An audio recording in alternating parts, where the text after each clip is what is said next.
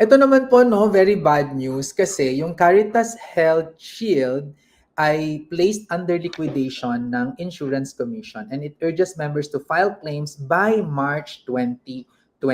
So ito po yung kopya na ang ano no ng liquidation na nakita natin sa Caritas Health Shield effective August 18, 2025. Actually, maraming mga nagtatanong sa akin noon kung okay ba yung Caritas Health Shield. At dahil naman po incomplete yung aking information noon. Pero base lang doon sa nakikita ko na ipinapangako nila versus doon sa premium na hinihingi, ang inclination ko talaga magsabi, talaga, kaya ba yan? Parang masyadong malaki yung ipinapangako base sa ibinabayad. And for that, hindi ko siya gusto no at that time. At yun na nga, natuluyan na nga siya no.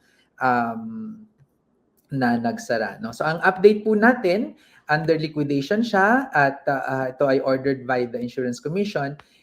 Pero previously under receivership na ito noong since 2023. So ibig sabihin ng under receivership ay mapanganib na yung performance nila no. The Insurance Commission barred the firm from operations in 2019 following findings of unauthorized misrepresentations by sales agents no. And members must act promptly to protect their claims. So kung kayo po ay member dito or kayo po ay bumili, ano yung inyong dapat gawin? Mag-file na kayo ng inyong claim dahil ang deadline po ay hanggang March 2, 2026 na lang.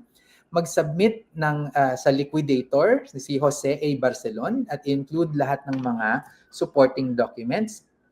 Late claims, ito ay excluded from liquidation process and will only be processed during final dissolution or winding up.